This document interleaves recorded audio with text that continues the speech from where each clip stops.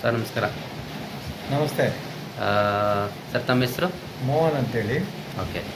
ತಾವು ಯಾಕೆ sir health ಇನ್ಶೂರೆನ್ಸ್ನ ಮಾಡಿಸ್ತಾ ಇದ್ದೀರಾ ಮತ್ತು ಯಾಕೆ ಮಾಡಿಸ್ಬೇಕು?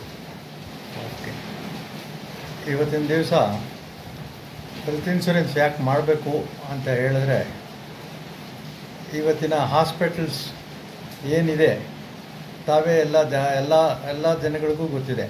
ಇವತ್ತಿನ ದಿವಸ ಏನಂತ ಹೇಳಿದ್ರೆ, ಹಾಸ್ಪಿಟಲ್ಸ್ ಖರ್ಚು ಎಷ್ಟು ಬರ್ತದೆ, ಏನು ಬರ್ತದೆ, ಇವತ್ತಿನ ದಿವಸ ಸರ್ಕಾರಿ ಹಾಸ್ಪಿಟ್ಲ್ಗಳಲ್ಲಿ ಟ್ರೀಟ್ಮೆಂಟ್ ಯಾವ ಥರ ಇರುತ್ತೆ, ಮತ್ತು ಪ್ರೈವೇಟ್ ಹಾಸ್ಪಿಟಲ್ಸ್ಗಳಲ್ಲಿ ಹೋದರೆ ಎಷ್ಟು ಖರ್ಚಾಗುತ್ತೆ, ಇದೆಲ್ಲ ನೀವು ಕಣ್ಣಲ್ಲಿ ವರ್ಷಕ್ಕೇ ಎಲ್ಲ 40-45 ವರ್ಷಕ್ಕೇ ಎಲ್ಲ ಕಾಯಿಲೆಗಳನ್ನು ಇವತ್ತಿನ ದಿವಸ ನೋಡ್ತಿದ್ದೀರಿ.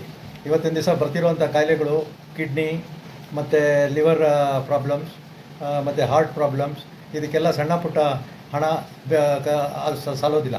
ಆದ್ದರಿಂದ ಇವತ್ತು ಏನೇ ಇದ್ರೂ ಇನ್ಶೂರೆನ್ಸ್ ಬೇಕಾಗುತ್ತೆ. ಯಾಕೆ ಅಂತ ಹೇಳಿದ್ರೆ, ಅದು ಲಕ್ಷಾಂತರ ರೂಪಾಯಿ ಖರ್ಚು ಮಾಡಬೇಕಾಗ್ತದೆ. ಆ ಲಕ್ಷಾಂತರ ರೂಪಾಯಿಗೆ ಖರ್ಚು ಮಾಡಲಿಕ್ಕೆ ಯಾವೊಬ್ಬ ಬಡವ ಫ್ಯಾಮಿಲಿಯಲ್ಲೂ ಯಾರೂ ಕೂಡಿಟ್ಟಿರೋದಿಲ್ಲ.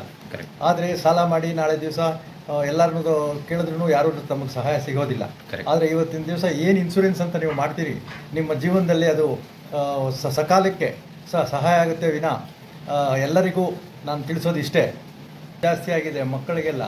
ನೆಕ್ಸ್ಟ್ ಜನ್ರೇಷನ್ನು ತುಂಬ ಕಷ್ಟಗಳ ಕಾಲ ಬರೋದರಿಂದ ತಾವೆಲ್ಲರೂ ಈಗಲಿಂದಾನೇ ಹೆಲ್ತ್ ಇನ್ಶೂರೆನ್ಸನ್ನು ಮಾಡಿದರೆ ಅದು ಜೀವನದಲ್ಲಿ ತಮ್ಮೆಲ್ಲರಿಗೂ ಒಳ್ಳೆಯದಾಗ್ತದೆ ಅಂಥೇಳಿ ನನ್ನೊಂದು ಅನಿಸಿಕೆ. ಸರ್ ಇದನ್ನು ತುಂಬ ಶ್ರೀಮಂತರು ಇಲ್ಲ ಮಿಡ್ಲ್ ಕ್ಲಾಸನೋ ಇಲ್ಲ ಬಡವರು ಯಾರು ಮಾಡಿಸ್ಬೇಕು ಇದನ್ನು ಮಿಡ್ಲ್ ಕ್ಲಾಸ್ ಅವ್ರು ಮಾಡಬೇಕು. ಹೆಲ್ತ್ ಇನ್ಶೂರೆನ್ಸಿಂದ ಎಷ್ಟಾಗ್ಬೋದು ಸರ್? ಒಂದು ಚೆನ್ನಾಗಿರೋ ಹಾಸ್ಪಿಟ್ಲಿಗೆ ನಾವು ಹೋಗಿ ಟ್ರೀಟ್ಮೆಂಟ್ ತೊಗೋತೀವಿ ಅಂತಂದರೆ ಒಂದು ಜ್ವರ ಅಂದರೂ ಒಂದು ಅಂದಾಜು ಎಷ್ಟಾಗ್ಬೋದು? ಜ್ವರ ಅಂತಂತಂದರೆ ಹತ್ರ ನಿಮ್ಮ ಪ್ಲೇಟ್ಲೆಟ್ಸ್ ಏನೋ ಕಡಿಮೆ ಆಯಿತು, ಇನ್ನೊಂದು ಕಡಿಮೆ ಆಯಿತು, ಹಿಮೋಗ್ಲೋಬಿನ್ ಕಡಿಮೆ ಆಯಿತು ಅಂತ ಹೇಳಿದ್ರೆ ಅದು ಲಕ್ಷಗಳನ್ನೇ ದಾಟ್ತವೆ. ಆ ಲಕ್ಷಗಳನ್ನ ದಾಟಿದ್ರೆ ನಿಮ್ಮಲ್ಲಿ ಬರ್ಸೋದಕ್ಕೆ ಆಗೋದೇ ಇಲ್ಲ. ಆದ್ದರಿಂದ ಲೈಫ್ ಇನ್ಶೂರೆನ್ಸ್ನ ಖಂಡಿತವಾಗಿ, ಹೆಲ್ತ್ ಇನ್ಶೂರೆನ್ಸ್ನ ಖಂಡಿತವಾಗಿ ಎಲ್ಲರೂ ಸಹ ಮಾಡಬೇಕು ಅಂತೇಳಿ ನನ್ನ ಒಂದು ಕಳಕಳಿಯ ಪ್ರಾರ್ಥನೆ. ಥ್ಯಾಂಕ್ ಯು ಮೋಹನ್ ಸರ್, ನಿಮ್ಮ ಜೀವನದ ಅನುಭವನ ನೀವು ಹೇಳ್ತಾ ಇದ್ದೀರಾ. ತುಂಬ ಥ್ಯಾಂಕ್ ಯು. ಒಳ್ಳೆ ವ್ಯಾಲ್ಯೂಬಲ್ ಆನ್ಸರ್ ಇದು. Okay, thank you sir.